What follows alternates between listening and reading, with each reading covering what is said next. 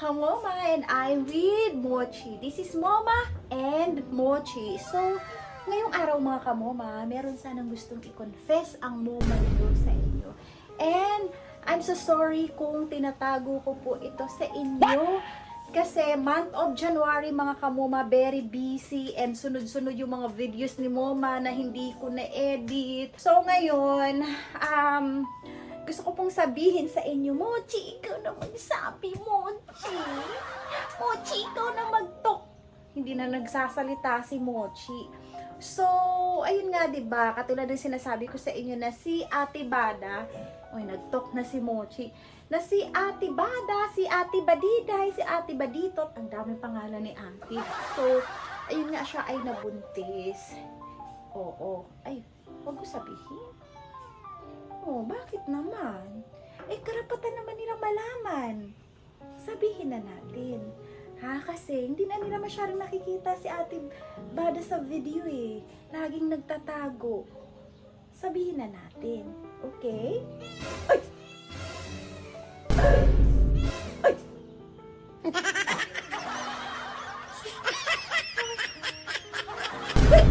Gagalit na! O sige, wag na lang. Ako na nga lang magsabi, nagagalit ka. Sublado. Sabi siguro napaka-chismosa ng Moma niya. Kaya ayun, ganun, sinapak ang Moma. Ay nako. Yun, sinapak ako ni Mochi. So, eto na lang. Check natin kung magtatagal si Kuya Yo. So, ayun nga, sana ba tayo? So, ayun, kailangan ko itong sabihin sa inyo, hindi pwede kasi alam ko excited kayo.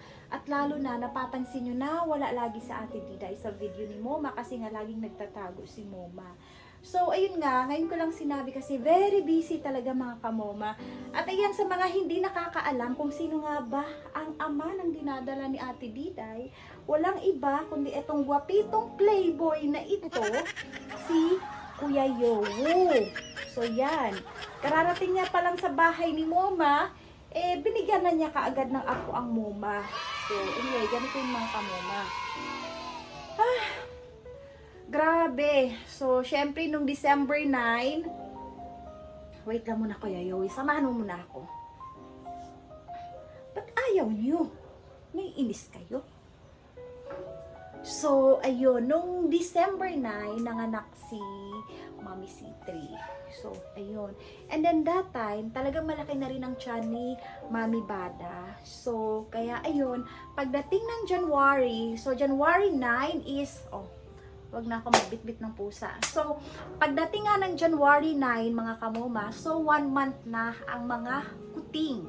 So, 1 month na sila nung January 9. And, alam nyo ba, nung January 7 ay, eto na. Nung January 7 ay, nanganak si Ate Badiday. So, mommy na siya, mga Kamoma. Si Mami Bada ay certified mommy na. At siya po ay nanganak. So, ayun. So, iba pala, no? Kapag ka manganak yung imported compared sa ating mga local na breed. So, kaya si Mami C3, hindi ako nahihirapan nung nanganak siya.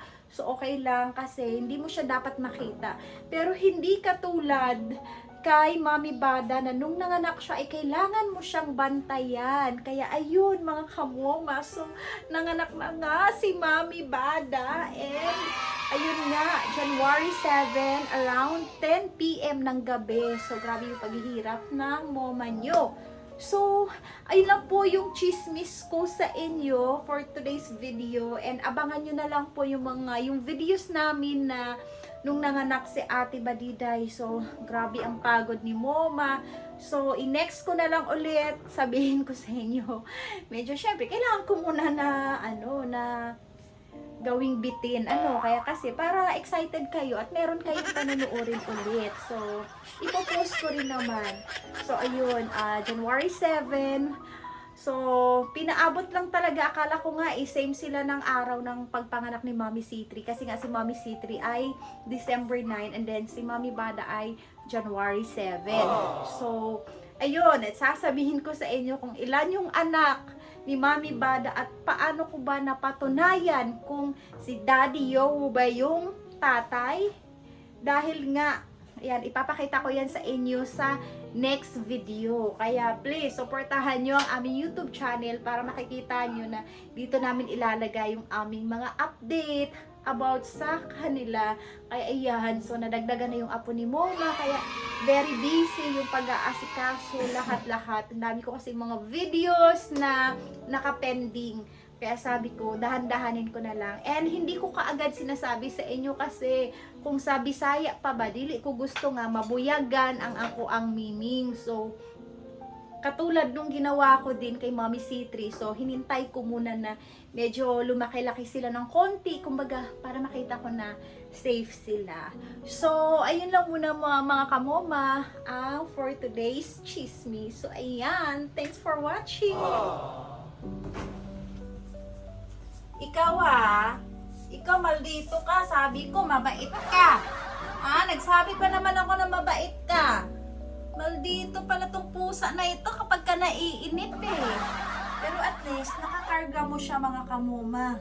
Kahit na maldito. Ayaw niya magpahawak na matagal, nagagalit. Sa bagay, kahit sino ba namang tao or pusa ang hindi magagalit, eh, inahawakan ka, tas hindi ka man lang binigyan ng merienda. Diba? Pero kung may merienda yun, eh, sigurado ako na kaya yun ni Mochi na tumambay sa kamay ni Moma. Ayan na, enjoy ka dyan, mag-enjoy ka. So, ayan na nga, no? Talagang nadagdagan na ang mga kaapuhan ni Moma. So, 6 plus. Ayan, saka ko nabanggitin kung ilan ba yung nagiging anak ni Mami Diday. So, ayan. Meron ng magpipinsan dito. Meron ng apo mga Moma. Meron na akong foreigner. Meron na akong Pinoy. So, kompleto na. Kaya enough na sa akin. So, ayan. At least, na-experience na rin ni Moma kung paano magkaroon ng sariling apo ng baby kitten. So, maraming natututunan si Moma sa mga ganito. Lalo na sa pag-aasikaso at pag-aalaga sa kanila. Kaya ayan, abangan nyo na lang mga kamoma ang susunod na video. Maraming salamat. Oh. Sleep na kayo, sleep na. Oh, ang lulusog, oh. Sino yung natulog? Sino yon? Oh, sige na. Sorry sa disturbo. Sweet dreams. Ang gwapo. Ay, kuyawa, guniti tamyong ba? Kuyaw kay position. Ay, marang gusto na ko magpadala ni sa bet ba? Human naman kagkapunday. Human na, di ka ka majuntis. No? Bahala ko ni cranking ka dyan. Kaya di ka naman dyan majuntis. Oh, ayan na. Daddy na si Kuya Yowo. Daddy Yowo na siya. Hindi na siya kuya. Releasin mo talaga yung lato-lato mo. Kay next week, ipapatanggal na natin yan. Happy na si Moma. Kaya nabigyan mo na si Moma ng apo. So, yun lang muna mga kamoma. Maraming salamat sa panunood. Babush! Tulog mo